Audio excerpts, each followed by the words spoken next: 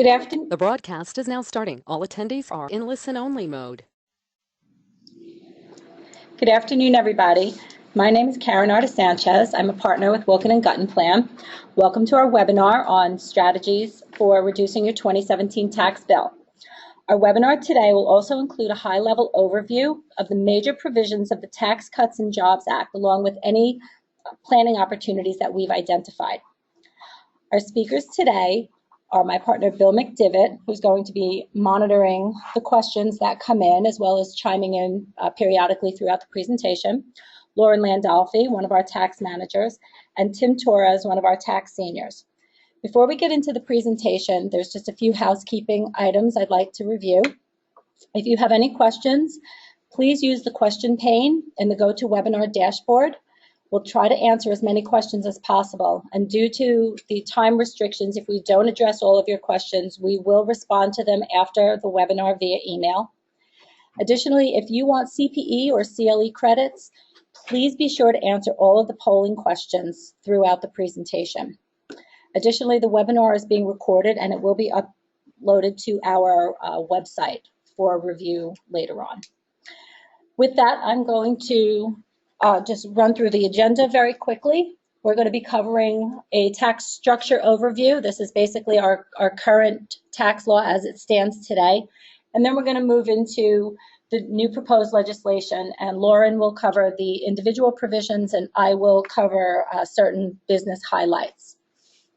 With that, I'm going to turn it over to Tim to take us through the current tax provisions. Good afternoon, everybody.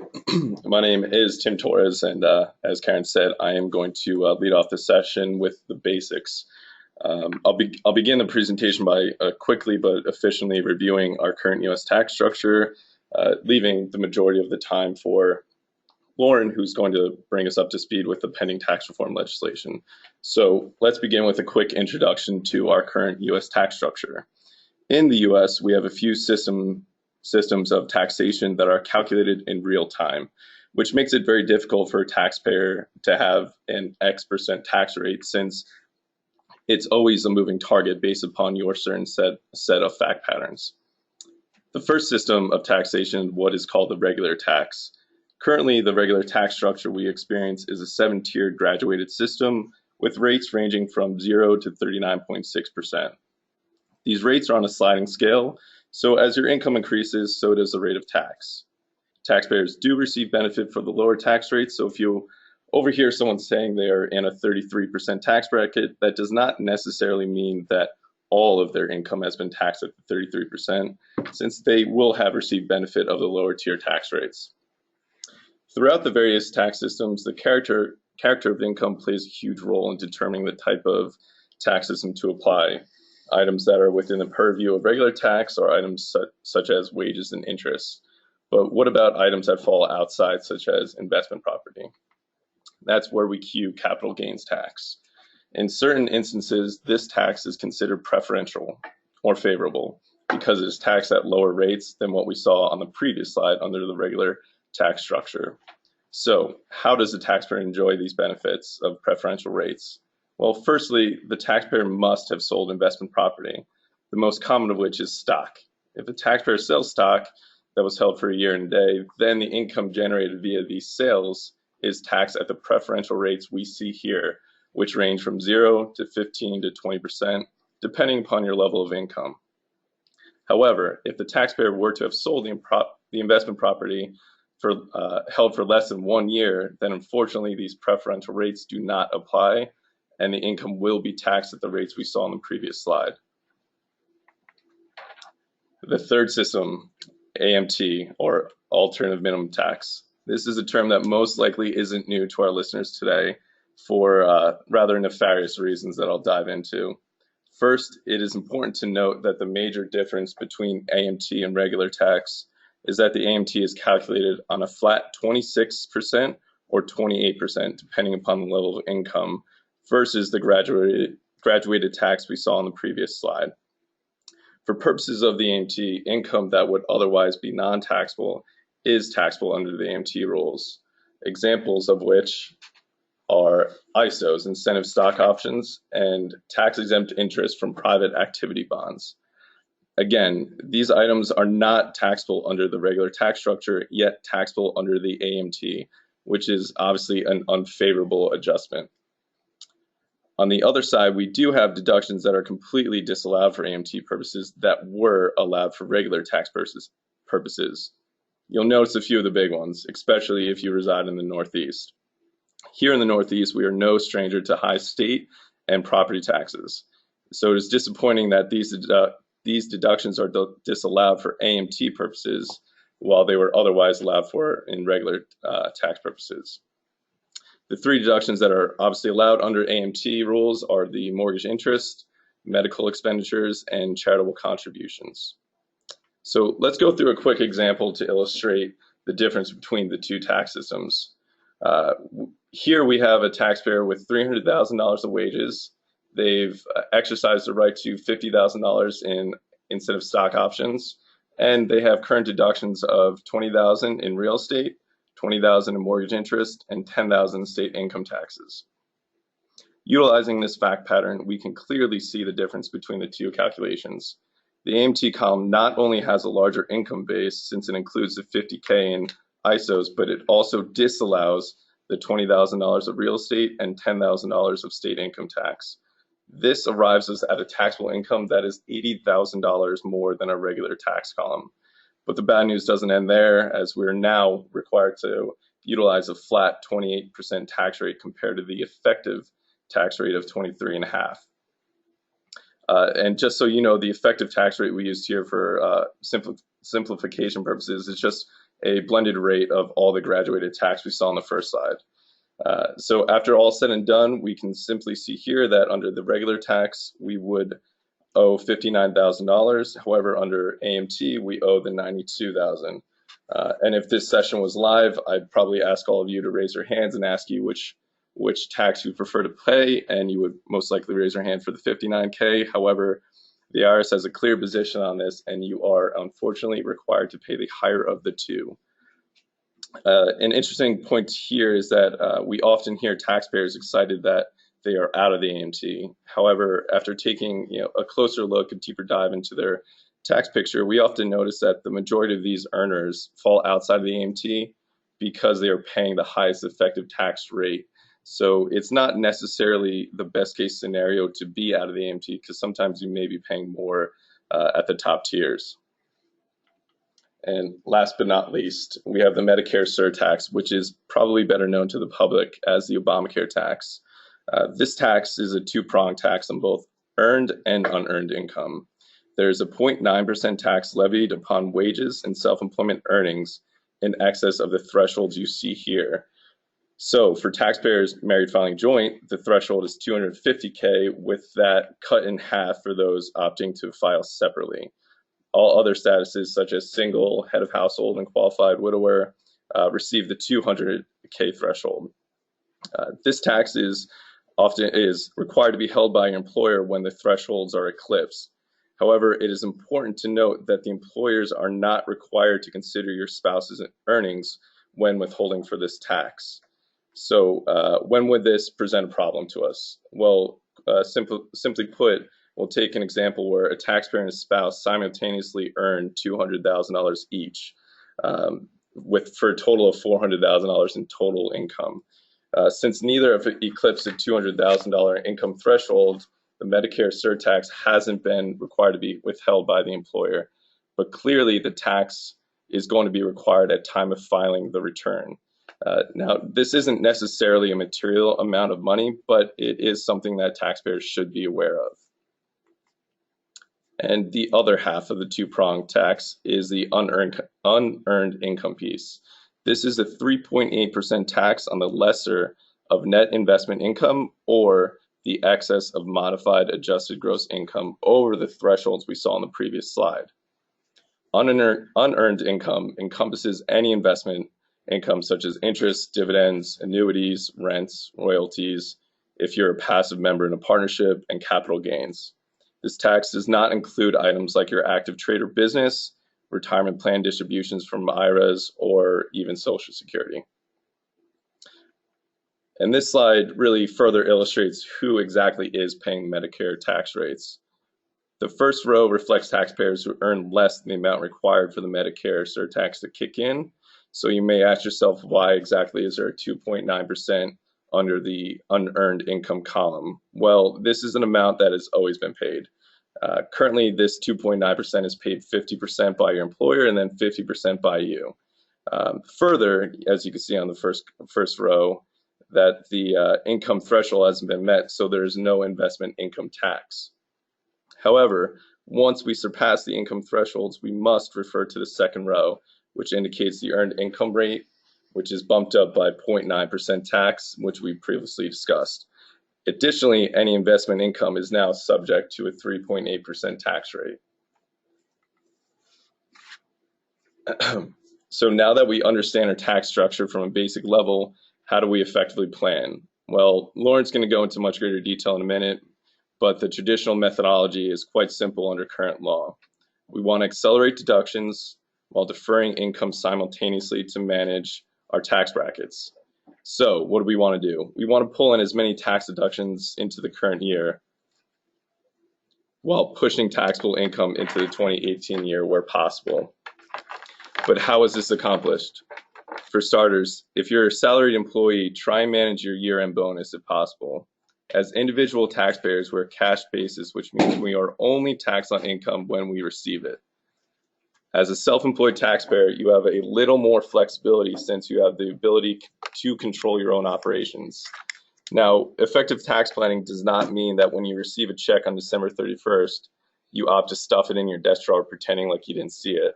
Rather, we are referring to a smarter billing practice. As a self-employed individual, if you are a cash basis taxpayer, you may want to hold off on billings to ensure that the invoices are paid in the following year.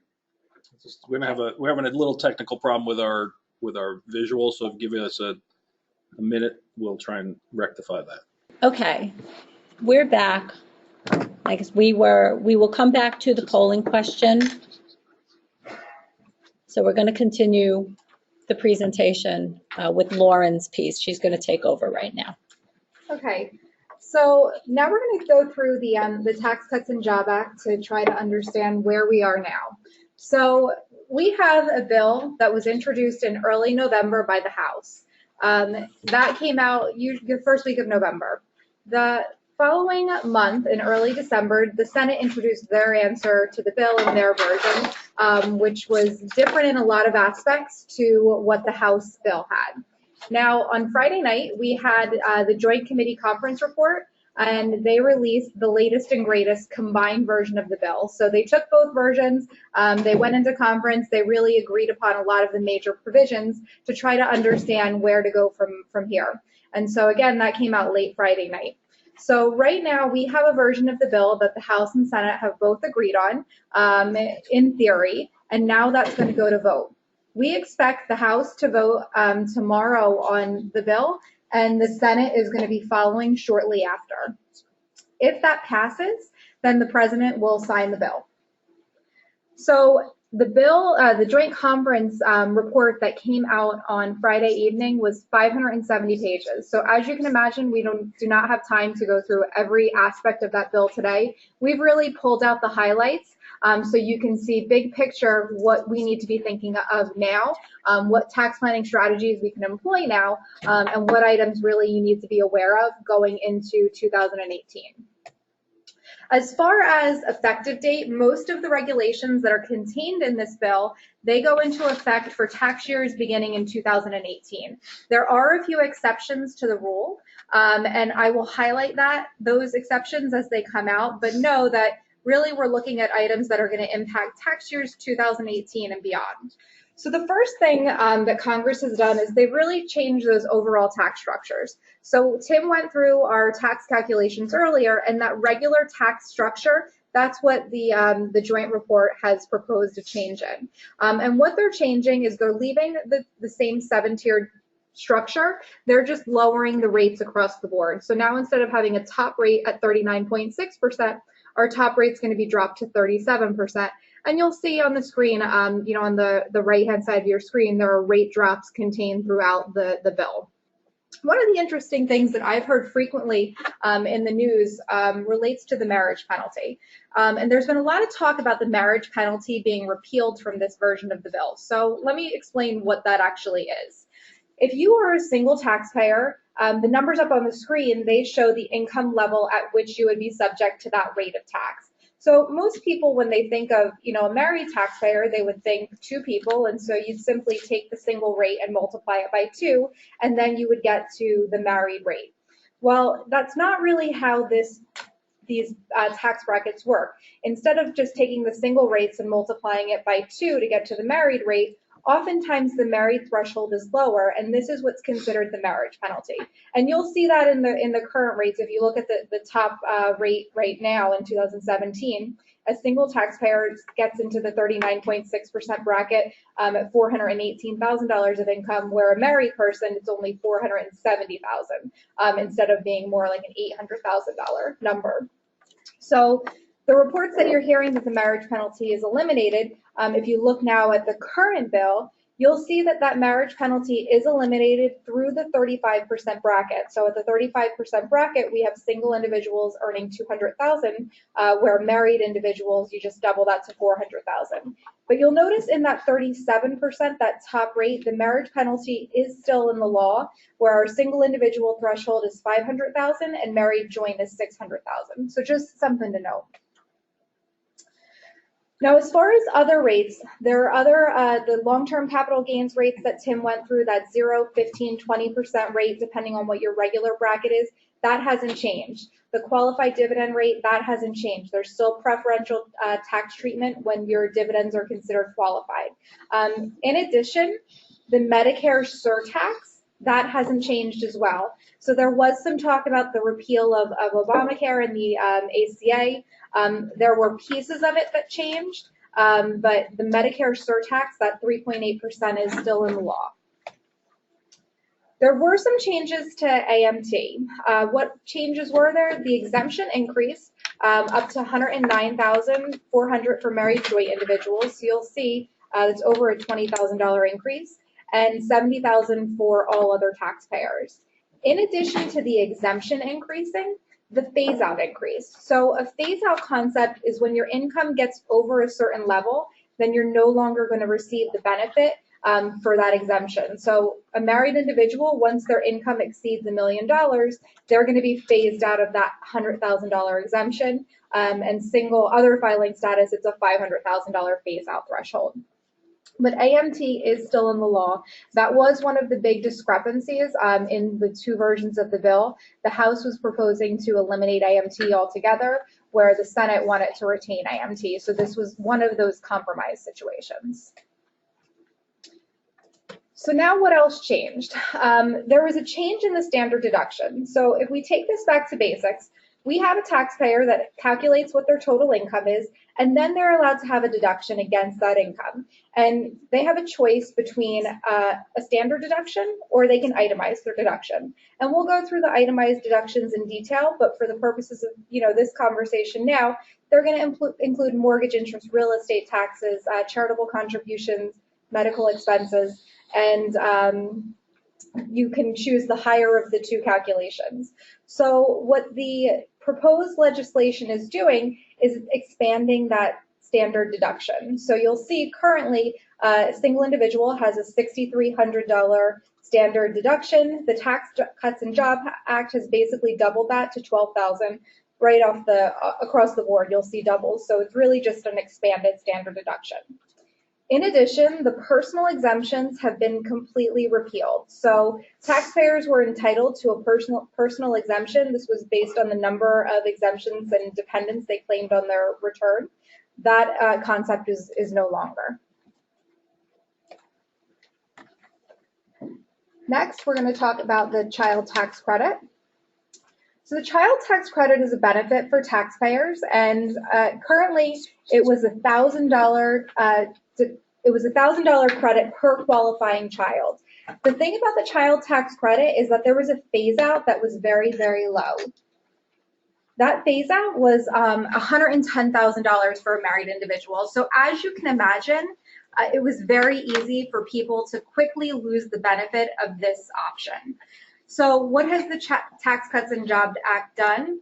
They've really blown up this child tax credit. And now we have a child tax credit that's going to be $2,000 per qualifying child, and up to $1,400 of that could be refundable, meaning that you could actually receive a refund if the child tax credit exceeds your tax liability. Now, the other thing that's happened is the phase out has expanded, or the phase out has expanded. So now married individuals that are earning $400,000, that's really the threshold at which the phase out is. So a lot more people are going to be receiving the benefit of the child tax credit. We're going to take one more minute break for IT to fix one more technical thing.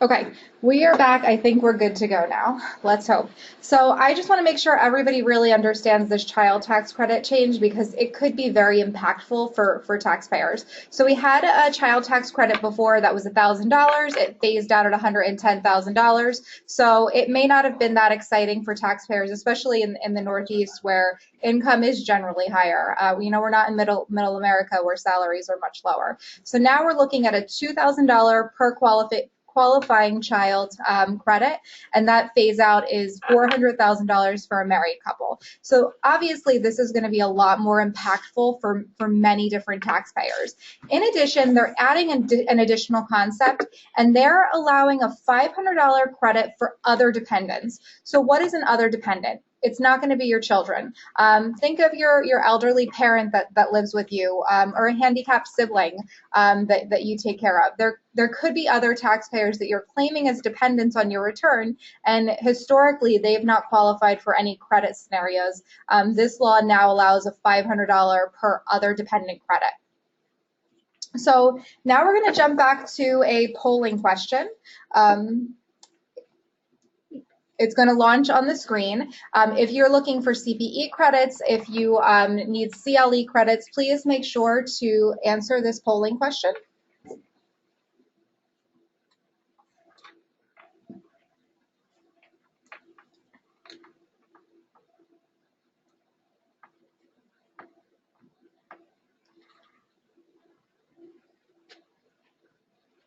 So we're going to give everybody another minute to just answer this question, then we're going to close the poll down. Yep. Okay. Poll is closed. Thank you. Poll is closed. So moving on, we have some changes in our tax deductions. We're going to go through each of these in detail. So first we have our mortgage interest. So traditionally, and what has been in the law for years, is that if you have a mortgage with debt of $1 million, you're allowed to deduct the interest expense related to that $1 million in principal. In addition, there is a home equity interest deductions for debt of up to $100,000. So theoretically, a taxpayer with $1.1 million in mortgage debt could deduct all of the interest related to that mortgage. Now that limitation applied to both your primary home as well as one additional home. The mortgage interest wasn't $1 million per home, it was capped at total interest of $1 million and a home equity debt of $100,000. But again, you could have that primary home with a $500,000 mortgage and then a vacation home, beach home, with a $500,000 mortgage and still be able to deduct the debt related to both of those. Now, what is the Tax Cuts and Job Act proposing that we change? First, there's going to be a cap at $750,000. So that $1 million is going to be brought down to $750,000. Now, for mortgages that are incurred before December 15th of 2017, the limitation remains at $1 million. So for people that just closed on a home, then there isn't going to be any worry. They have that same debt, that limitation that applied as in the past. In addition, if you bought your home 5 years ago and it was $1 million in debt, you're not really impacted by this law. It's really impacting people that are going out to market and buying new homes. Now, after December 31st of 2025, that cap is going to go back up to $1 million regardless of when the indebtedness has occurred. So there is a bit of a break there for people that are kind of in that in-between stage that do get a mortgage, let's say today, for example, and if the principal isn't paid down to under $1 million by December 31st, 2025, assuming no additional law changes, then that interest would be deductible. Now, home equity debt no longer qualifies. So that's one of the big distinctions that was made in this bill, is that $100,000 home equity debt that was previously deductible is no longer going to be allowable. So who does this impact? This really impacts people that are going to market now, taxpayers that are currently, about to close for a home that hadn't closed by December 15th. This could be, a bit of a game changer for them. Not really necessarily much you can do from a tax planning perspective, other than, try to pay down that mortgage. But wouldn't we all like to do that? So the next big thing that changed is our state and local income tax deductions. So currently, if you are a taxpayer that earns $100,000 in wages, you're a W-2 taxpayer, your state and local taxes are withheld from your paycheck, and then you're allowed to take that as an itemized deduction on your return and really offset that income. So this law is proposing to cap that deduction at $10,000. This cap is going to be in addition to the deduction for property taxes, which we are going to discuss on the next slide. For taxpayers that are married and filing a separate return, that $10,000 cap is going to be cut in half at $5,000. So what does this mean? Certain taxpayers really should be considering accelerating tax payments prior to 12/31/2017. Which taxpayers that should be doing that?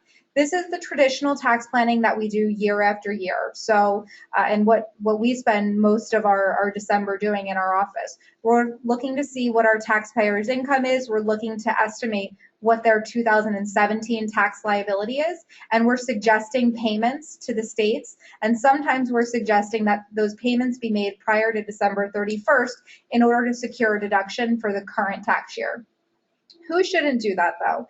Taxpayers that are in AMT will not receive any benefit for this strategy. So if you think of Tim's discussion and his walkthrough through the example of AMT, if you're in AMT, then making a prepayment of state taxes isn't really going to get you anywhere because the deduction gets kicked out for AMT purposes anyway. So again, this is really what we're doing now. Now, one thing I do want to note here is that last week, there was a big strategy that was in the news. We were very in tune to it in our office and talking to clients about it.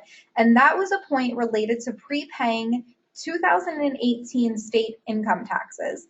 And the consensus among practitioners is if you used a coupon that was a 2018 coupon, you would be able to deduct the tax payments if it was made by December 31st and still ensure that you had that tax benefit, that tax savings. So it was really a one-year gift that was kind of built into the way this legislation was written.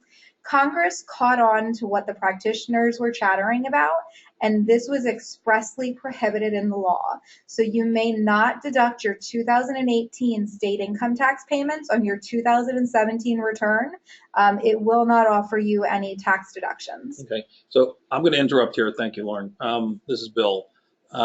This has been an area of a lot of confusion, and I think Lauren just covered it very, very well.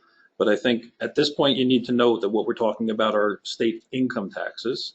We haven't gotten yet to talk about state real estate taxes and other types of state and local taxes. And Lauren is exactly correct in the way she articulated this. that if you're not an alternative minimum tax for 2017, you should consider prepaying your 2017 liability before year-end, December 31st, 17. It could very well be you've got a voucher that's due on an estimated tax basis January 15th, 2018, which is the fourth quarter 17 tax. If you're not an AMT, you would want to prepay that. It could also be true that you project to owe tax even after your quarterly estimates and your withholding in April. And again, if you're not an AMT and considering the time value of money, you may want to accelerate that 2017 payment you might make with your final return or extension in April to December 31st, 17. And those 17 taxes, even though we're accelerating payments that might otherwise fall in 18, are okay. The thing that's not okay that Lauren just mentioned is we can't prepay 18 income taxes. I'm going to say it again. 2018 income taxes cannot be prepaid in 17 and get any benefit. The conference bill specifically precluded the prepayment of 18 income taxes. Back to you, Lauren. Okay. So now let's talk about the other half of our tax deduction. So we've always had this real estate tax deduction written in the law as well. And real estate taxes were deductible as an itemized deduction against other types of income. And so one of the differences between a mortgage interest deduction and a real estate tax deduction is that there was no cap on the number of properties that you could deduct the real estate taxes for. So if you were fortunate enough to own 10 homes across the country, then you were able to deduct all of those real estate taxes, which could have been a very nice tax savings for you. Now what the new law is doing is they're capping the real estate deduction at $10,000. But this isn't a separate $10,000 from the state and local income tax deduction that we discussed on the previous screen. This is an overall cap on all state taxes of $10,000. So once you hit that $10,000 mark on your sales, your income or sales tax, or your property taxes, there's no additional deduction. You don't get an additional $10,000 deduction. That $5,000, if you're married filing separate, that still applies to the real estate tax deduction as well. So again, what do we do from a planning perspective? If you are a taxpayer that is not an AMT, we want to really consider making prepayments by the end of the year. How do we know whether or not you should make those prepayments? We really need to do tax planning. I wish I could sit here and give a general, if you have this much income, then you should do this. There's no such generalizations that we can make when we're talking about taxes.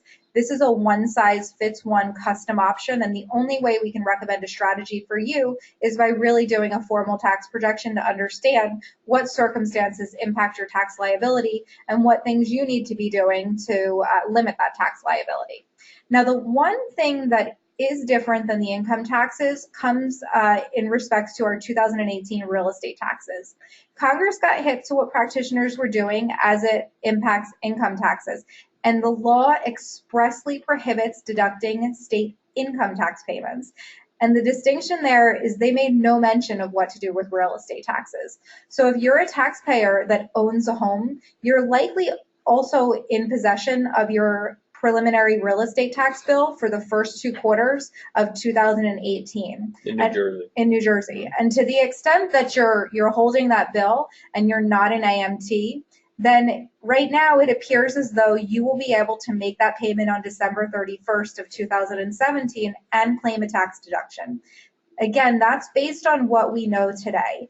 And just as Congress came in and stepped in and snuck in that caveat on income taxes, there's no guarantee that the same thing isn't going to happen or that additional guidance isn't going to come out after the fact that's going to preclude us from making a prepayment of 2018 real estate taxes. So would we recommend doing it? Potentially, but know that the guarantee of the deduction may not be there, so it's not a slam dunk. The other thing that I like to mention in regards to just income taxes in general is this law has people very, very passionate because in the Northeast especially, because we do pay high income taxes. We do pay high real estate taxes. And so this deduction is often a very, very material number on people's tax returns. And it offers what they believe or what they perceive to be a huge tax benefit. I think what many people fail to realize is that maybe they're not really getting that benefit on their return. So it's, April, and they're handing their tax documents to their preparer, and they give them all the information for their real estate taxes. They give them all the information for their state income tax payments, and they see those numbers going on a form in their return, and so they assume that they're getting a tax deduction for those items. But what's really important is understanding your tax return. Look on to page 2 of your prior year tax return. Look on the alternative minimum tax line. It's about a third of the way, quarter of the way down the form. If there's a number there, even though you were deducting those tax deductible items, those taxes and real estate taxes, they may not have been providing you any tax savings because of the AMT add back. So while many people do get very passionate about this and they really feel like they're at a loss, they may not be at quite as much of a loss as what they think because of this AMT impact. So next, the last topic with respect to taxes, foreign property taxes for those of you that own residences overseas, vacation home in Mexico if you're lucky enough. Those taxes currently are deductible as an itemized deduction. What the Tax Cuts and Jobs Act is doing is they are repealing the option to deduct any of those foreign real estate taxes. So again, what are we going to try to do? We'll have that same strategy. Maybe accelerate payments prior to 12/31/2017 for our 2017 payment. If it's a 2018 tax bill, again, we may want to consider a prepayment, but we don't know what's going to happen as far as, what could come out on the deductibility of those taxes. So next, we have some changes in deductions for cash contributions. So currently, there is an AGI limitation on the amount of charitable contributions you can offset your income as an itemized deduction. And that AGI limitation is 50%. So if your adjusted gross income is $100,000, you could give $50,000 to charity and take that as an itemized deduction. What the Tax Cuts and Jobs Act has done is they've increased that threshold up to 60%. So for a majority of taxpayers, this may not be, a huge provision. Somebody that's giving away 50% of their adjusted gross income is already pretty charitably inclined. I think most people would agree with that statement. Now, when you blow that up to 60%, now they're really very charitably inclined. So who is this going to impact? If you have a large transaction, 1 year non-recurring kind of transaction, we can get into some sophisticated tax planning strategies using donor advised funds or some other charitable planning strategies. And that's really when this becomes impactful. But for most people, going from a 50% AGI limitation up to a 60% AGI limitation, this isn't really going to be that exciting of a change. So next, medical expenses. If you had read prior versions of the bill, this was actually repealed from the House version of the bill. And a lot of people could have been potentially impacted by this, people that are in nursing homes or, low fixed income and have significant medical expenses. To not be able to deduct their medical expenses could have been a pretty big deal. Now, what the final version of the bill has done is they have not repealed the medical expense deduction. And currently, the medical expense deduction is a 10% AGI limitation. So only your medical expenses in excess of 10% of your income are going to be allowable. Taxpayers that are over age 65, they lower that threshold to 7.5%. So what the Tax Cuts and Jobs Act is doing is instead of completely repealing that deduction, they're actually bringing that AGI threshold back down to 7.5%. This is the level that it was several years ago. So they've actually switched completely from making this a benefit that was going away to making it a little more favorable again. The one interesting thing with this provision is this is effective for taxable years beginning after December 31st, 2016. So this limitation is in effect for the 2017 tax year. This is only available, though, through December 31st, 2018. So this is a 2-year provision, and we'll have to wait and see what happens after the fact. But no, going into, getting your 2017 tax documents together, that threshold is now lower, and this could be something that many taxpayers benefit from. The other thing that we're going to talk about is an overall limitation on itemized deduction. So currently there's this PEAS Act that's written in the law.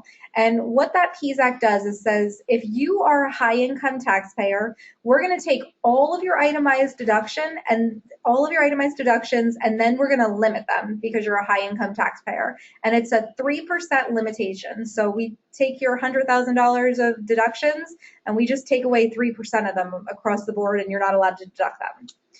The Tax Cuts and Jobs Act has completely repealed that PEAS limitation. So there's no longer going to be an overall cap on your itemized deductions. It's not going to be limited any further, other than those limitations that we've been going through for the past several slides. So next we're going to do another polling question. Again, if you're looking for CPE or CLE credits, if you could answer this polling question, under the new tax law, an individual will not be able to deduct any property taxes on their home located in Connecticut, Aruba, New Jersey, or Minnesota. So we'll just give everybody another minute to get that question answered.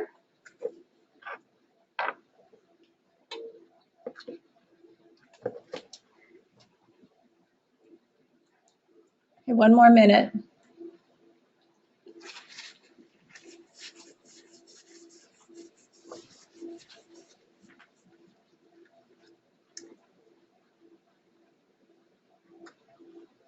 Okay, we're going to close the polling question now. Thank you. Okay, so obviously we're allowed to deduct our U.S. Property taxes, but those taxes in Aruba are no longer going to be deductible.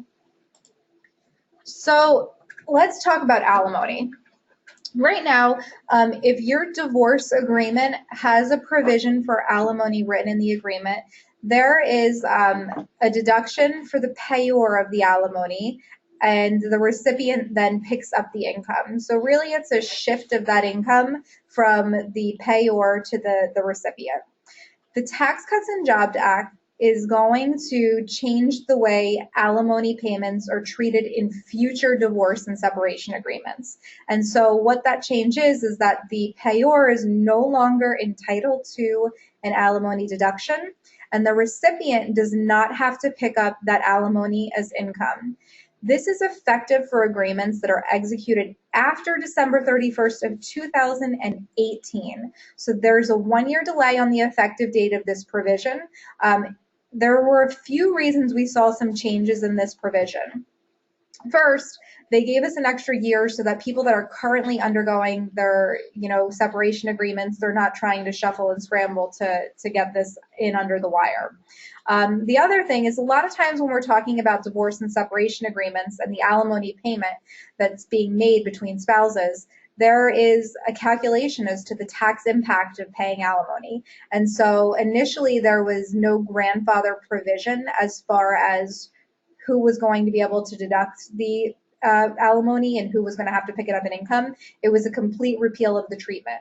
Now, there is a grandfather provision that's within the law, and that grandfather provision says that if your agreements are dated prior to December 31st of 2018, then the previous rules are going to still prevail. If you do modify that agreement after December 31st of 2018, and you want to change the treatment of those alimony payments, then you need to expressly state in that modification of the divorce agreement that you're going to now be following the rules of the new provision, and you can go in and modify your alimony and your separation agreement to consider the tax impact of not having the deduction and income concept. Now, we'll run through these quickly. This is going to be an overall repeal of certain deductions. So casualty losses, these were repealed in general unless you're in a presidentially declared disaster loss area. So most people that have a casualty loss think, fire, floods, anything like that. This was really important for taxpayers that weren't covered by insurance. Typically, we have taxpayers that are covered by insurance, and these casualty losses may not have been a material item because the insurance proceeds were sufficient to cover their loss. And now this is only going to be allowable as a deduction if it's a presidentially declared disaster loss. Moving expenses, there used to be a deduction in the law if you were moving, pretty far distance for a job-related move. You were able to deduct the cost of that move against your in arriving at your adjusted gross income. Now those moving expenses are completely repealed unless you're an active duty military and it's incident to a permanent change in your station. So you really need to have military orders to be able to claim this moving expense deduction. The other thing that is being repealed is miscellaneous itemized deductions. So this is going to include any unreimbursed employee business expenses. Think union dues, or sometimes attorneys that are W-2 attorneys may have meals and entertainment type expenses. Those are all going to be disallowed. In addition, the other big thing we see in this area is investment expenses. So the fees that you pay to your broker were typically deductible as a 2% floor deduction, as well as the fees that you pay your tax preparer to prepare your return. These are all going to be disallowed going forward. The one thing to think about there is these deductions were also added back under AMT. So this may not be that impactful if you were a taxpayer that was in AMT. If you're not an AMT with respect to the miscellaneous itemized deductions, or if you have a move or casualty, if there's anything you can do by 12/31/2017, to the extent you can, now's the time to really be accelerating those deductions into 2017. After 2017, they're no longer going to be beneficial. And then 2 tax exclusions were repealed, the Employee Achievement Awards or qualifying moving expense reimbursements. What's interesting about these 2 slides in general is that 3 weeks ago when we were giving this presentation, we had, House and Senate versions of the bill. And the amount of items that were on these slides there were pages and pages long. So the House provisions really wanted to repeal many deductions, many credits. There was just so much contained on these slides. And when we went through the final version of the bill over the weekend, a lot of those items that had previously been recommended to be repealed no longer were repealed or modified as part of the new bill. So that is a bit of a bright light. We're not really covering much as far as estate and gifts go in this presentation. It's really outside of the scope, but I did want to make sure that the one big thing in the estate and trust and gift world was covered. So we'll just talk about the exemption and the exclusion. So the estate and gift tax exemption was doubled and the exclusion was increased to 10 million.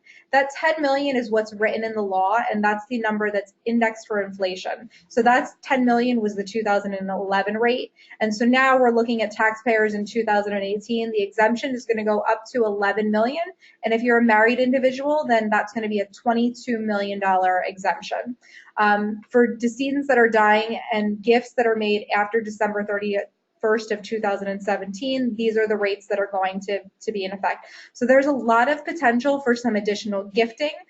There's a lot of potential, for decedents that are dying, there's going to be more that is going to be sheltered by the exclusion under the current law. There was talk of an overall repeal of the estate tax, and that was not included in the final version of the bill. It was just this expansion of the exclusion. So with that, I'm going to turn it over to Karen to wind us up. Okay, so there's been a lot of chatter about the cut in the corporate tax rate and making domestic corporations more competitive in a global marketplace, and that begged the question, well, what happens with pass-through entities and S-corps and LLCs and partnerships, and should everybody go and incorporate? So I'm going to run through the provisions that relate to pass-through entity taxation. So current law provides that individuals operating businesses, whether it's in sole proprietorship or through a partnership or an S-corp, which are referred to as pass-through entities, are subject to tax at the individual owner level, subject to whatever effective tax rate they're currently paying. And under the current rate structure that Tim covered in the beginning of the presentation, that could be as high as 39.6%. Under the Tax Cuts and Jobs Act, what the provision says is that business owners are eligible to deduct 20% of their qualified business income from partnership or an S-corp or sole proprietorship, which is subject to a limitation that's based on allocable W-2 wages that are paid. Okay, and that wage limitation is phased in for individual owners that have taxable income above certain thresholds. So let's talk about what qualified business income is. The purpose of this provision is not to change the way that compensation to S Corp shareholders and guaranteed payments to partners in partnerships or LLC members is taxed. Those items will continue to be taxed the way that they've always been taxed, subject to the new rate structure. So what we're really referring to here, the qualified business income, is what would flow through to you on a K1. So it's your box 1 K1 income. Okay. So the wage limitation, so basically the deduction that's allowed is going to be the lesser of 20% of that qualified business income, your box 1 income, or your net Schedule C income, or 50% of the allocable W-2 wages paid. So you would be entitled to deduct the lower of those two amounts. So what happens, in industries where there's not a lot of wages paid, like real estate? They've come up with an alternative limitation, an alternative wage limitation. So instead of using the 50% of the allocable W-2 wages paid, you're going to take 25% of the allocable W-2 wages plus 2.5% of the unadjusted basis of assets used in that business. So basically, if you're buying equipment or furniture or even certain leasehold improvements, you would be entitled to take 2.5% of the original cost. And that obviously, that's not going to be a lifetime thing. I believe there's a 10-year period over which that cost can be deducted. Wage limitation further does not apply if your taxable income, so you're at the owner level, is less than $315,000 if you're filing a married filing joint return, and it's cut in half if you're a single taxpayer. Additionally, there's a further limitation that says that whatever the amount of the deduction is, whether it's 20% of the qualified business income or it's one of these wage limitations, your deduction cannot exceed 20% of your total taxable income that's reported on your personal tax return. So now let's talk about personal service companies or, service businesses, specified service trades or businesses as the conference reports refers to them. And again, we're still talking about pass-through entities. So what's a qualified, what's one of these specified service trades or businesses? It's basically doctors, lawyers, accountants, actuaries, consultants, even professionals that are in financial industry, so investment managers. Excluded from the definition, however, are engineers and architects. So these pass-through entities that operate in these lines of businesses, the owners are not eligible for this 20% deduction unless their taxable income, again, computed at the owner level, is less than this $315,000 threshold. So what does that mean? It basically means that the income from the operation of this trade or business is going to be subject to tax at the regular rates of the individual owners, much in the same way as you're currently taxed on your K1 income. So now let's talk a bit about the C Corp tax rates. Currently, C Corps are taxed on a graduated rate structure with rates ranging from 15% to 35%. Additionally, earnings of a C corporation are subject to tax again once they're distributed to the ultimate owners. Generally, those distributions, those dividend distributions, are going to be taxed at 20% to the recipient. So that makes the combined tax rate of these C Corp earnings could, under current law, as high as 55%. So as I said when I started speaking, we have one of the toughest tax systems across the world. So it makes it difficult for our U.S. businesses to compete globally. So I think one of the foundations of this whole legislation was cutting the corporate tax rate. So what came out of conference was the C Corp tax rate is being reduced to 21%. So this is a huge drop in rate, and this will certainly, or I guess, what the hope is that we'll be able to compete, in a global marketplace. Additionally, you'll see there's a 21% rate for personal service corps. So again, going back to when I talked about the pass-through entities and certain specified industries, under current law, personal service corps are taxed at a flat 35% rate if they're organized as a regular C Corp. The revisions to the law appear to eliminate personal service corps, the definition of personal service corps. So now, even if you're in one of those industries, you're going to be subject to tax at 21%. continuing the thoughts, because it's a C Corp, any distributions other than salaries and stuff that go out to those owners would again be subject to that second layer of tax at the recipient level. Corporations are also subject to AMT under current law. And while the conference bill did not repeal AMT for individuals, it did repeal AMT at the corporate levels. Current corporate AMT rate is flat 20%, and there's a lot of similarities in the adjustments that go into the calculation of corporate AMT. If there are credits available, so how do you generate an AMT credit? Basically, for C Corps that pay AMT, very simplistically, the credit is the difference between the total AMT liability that you pay versus your regular tax. So those credits under the new law will become refundable over a period of time. Okay. Let's talk a little bit about small business tax relief and as it pertains to fixed assets. So currently we have Section 179 provision built into the law, which allows for the immediate expensing of roughly $500,000 of qualifying property. The deduction is phased out for when your total purchases exceed $2 million. Section 179 cannot be claimed to create a loss. You have to have taxable income in order to claim Section 179. It's available for tangible personal property with a recovery period of less than 20 years. So it will include most furniture and fixtures and machinery and equipment. It also includes certain qualified leasehold improvements, restaurant and retail improvement property. So that's current law. Under the new provision, the $500,000 or $510,000 limitation is being expanded to $1 million. This is applicable for tax years beginning after 2017, and the phase out is going up to $2.5 million.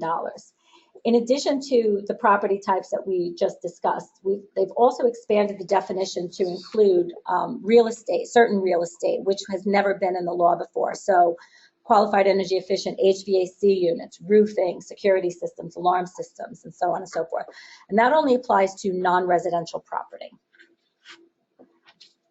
Bonus depreciation is a similar concept in that taxpayers are eligible to immediately write off 50% of the cost of qualifying property that's placed in service by the end of the tax year.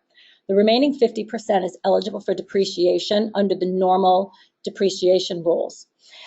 The way the law stands now, bonus depreciation was scheduled to phase down to 40% and 30% in the next 2 years, and then it was scheduled to be repealed after 2019.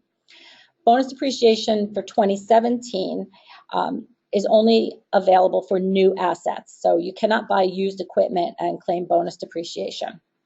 It also includes certain real estate qualified improvement property, which is slightly different than qualified leasehold property that I discussed under the Section 179. The bonus depreciation under the new proposed law is being expanded to 100% of qualifying property placed in service. And this is not a 2018 thing. This effective date is not September 27th and before January 21st, 2023. They've also removed the requirement that it be new property.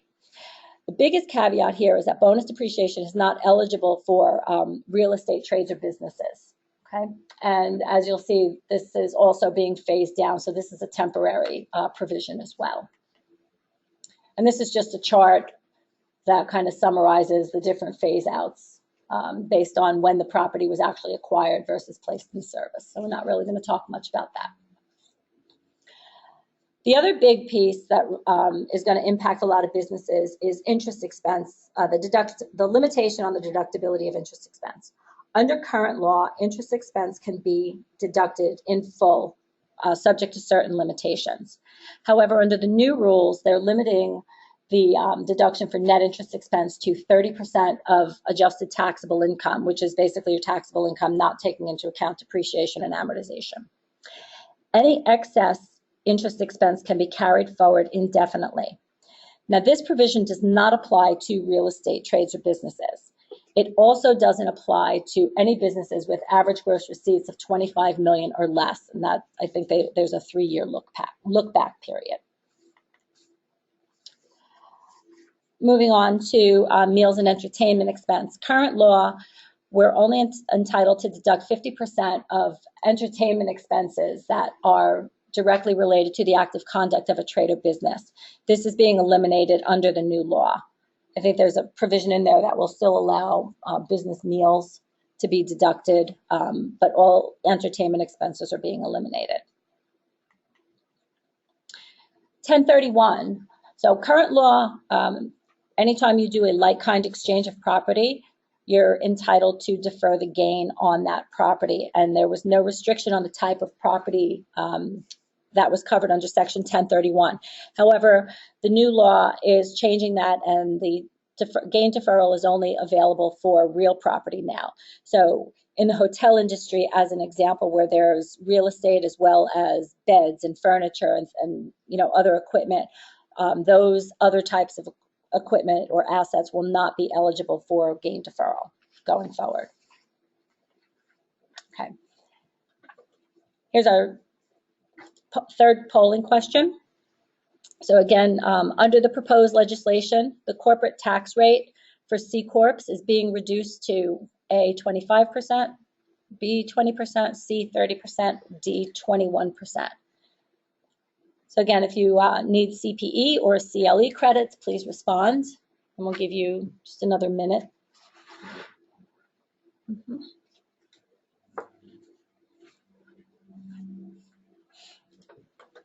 Okay, we're going to close the polling question now. So we have many, many questions. I'm sure each of you have questions that maybe you haven't typed out and submitted to us. We don't have time. This presentation was limited to an hour, so we're out of time. But we are going to be doing any number of future webinars on the implications of the new law, a deeper dive. The purpose of this presentation was to talk about year-end planning issues and the current system and things you should be thinking about between now and year-end. There are an incredible number of things that we need to talk about in more detail with you folks and with our other clients. So expect, and you'll see some invitations for presentations on business tax with a deeper dive on pass-through entities, individual tax, industry-specific webinars on, say, real estate, and perhaps a separate presentation on international. So you're all welcome to join into those webinars that will be identified and emailed to you in the near future for deeper information on all these subjects. And just to go back to, I know there are questions. We will go through them. Just, thank you for your patience as we work through our technical difficulties. We will look at the questions and we will respond to your questions via email. We have who submitted them along with the questions. So please look forward to an email response to your question. And in the meantime, if you have any other questions, please don't hesitate to reach out to us with those questions. Thank you for your time and have a great day.